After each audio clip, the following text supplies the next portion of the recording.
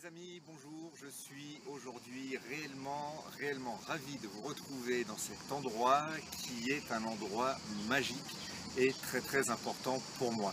Donc vous l'avez constaté, les vidéos du bureau, on va les oublier pour quelques temps, pour quelques exemplaires, et nous allons en tourner quelques-unes ici dans ce jardin qui est, comme je vous le disais, très important pour moi pour diverses raisons.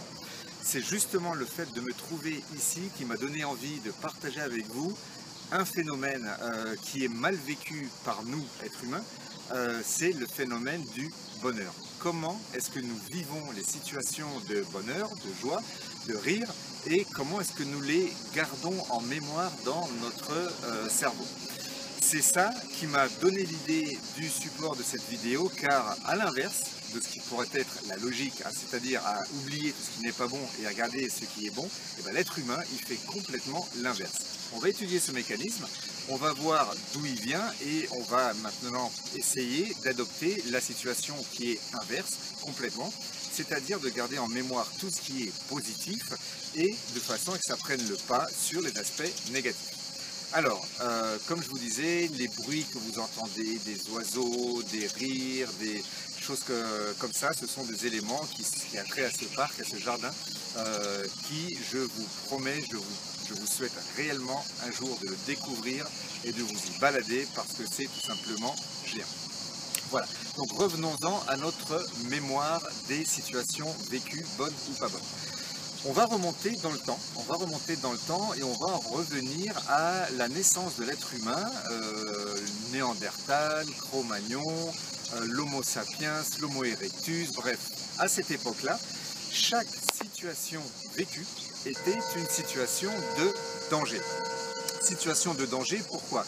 Quand les hommes sortaient de leur grotte, derrière chaque buisson pouvait se cacher un ours, un lion, un loup, ceci par rapport à la situation géographique dans laquelle ils étaient. Bref, à chaque fois, ces hommes-là et ces femmes-là ne vivaient que des situations de danger.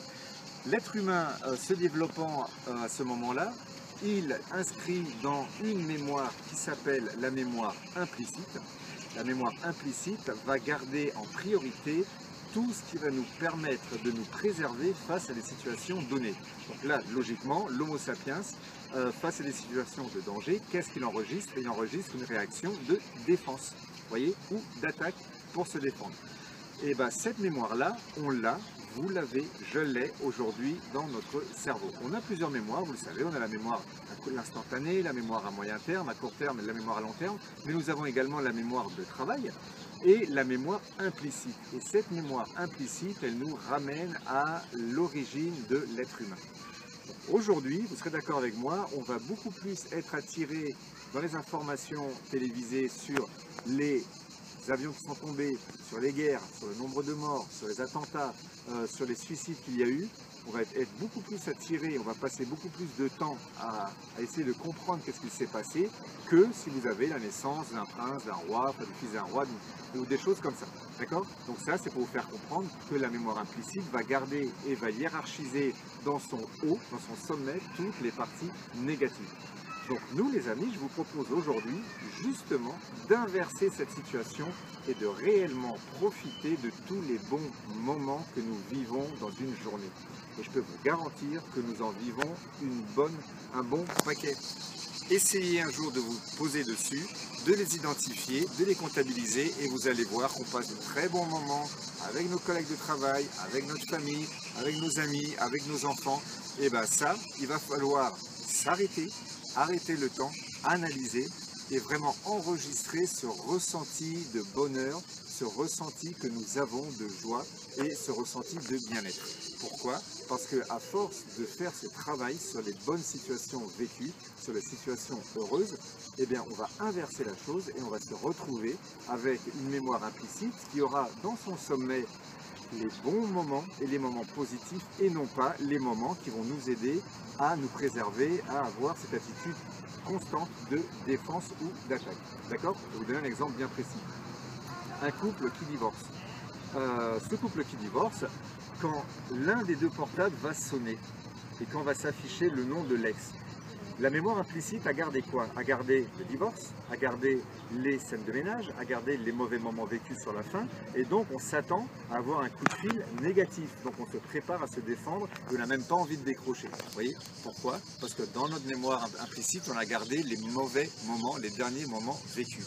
Mais si on regarde bien ce couple qui s'est marié, qui a eu ou pas des enfants, mais ils se sont aimés, ils ont vécu de bons moments, ils ont partagé quelques années ou quelques mois dans leur vie, d'accord? Ils ont partagé une trajectoire de vie ensemble avec des bons moments, avec des moments de joie, de bonheur, d'accord? Et ben c'est quand même drôle que ces moments-là, au moment où le téléphone sonne et que c'est le nom de l'ex qui apparaît, ces moments-là, ils n'apparaissent pas dans la mémoire. On ne se dit pas, tiens, elle va me dire, ou il va me dire quelque chose de sympa, ou quelque chose de neutre. Non, tout de suite, on va être sur la défensive. D'accord? Autre exemple, toujours dans le domaine du couple, mais par rapport aux enfants. Le bulletin scolaire trimestriel qui arrive. On va passer plus de temps sur les mauvaises notes et sur les commentaires négatifs des profs que sur les bonnes notes qu'a eu l'élève et les bons commentaires des profs. Vous êtes d'accord? Donc, les amis, inversons tout ça. Vivons notre vie, vivons notre quotidien d'une façon positive et accordons au positif la place qu'il mérite, c'est-à-dire une majeure partie de notre vie. D'accord? On doit donner du sens à notre action, on doit donner du sens à nos ressentis et on doit hiérarchiser notre comportement par rapport à des situations positives.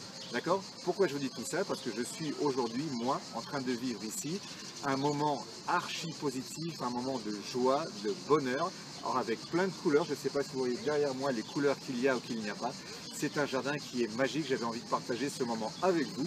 Donc j'ai eu l'idée de faire cette vidéo sur l'importance des moments positifs et pourquoi il faut s'arrêter dessus et enregistrer ce qu'on y ressent. D'accord? Je vous souhaite les amis un très bon été. Je vous dis ça et je ne devrais pas parce que quand on sera en hiver, cette vidéo n'aura plus lieu d'être sur YouTube. Mais c'est pas grave, je la laisserai quand même. Donc très bon été à vous. N'oubliez pas que le meilleur reste à venir. Je vous dis à très bientôt. Je vous fais des bises.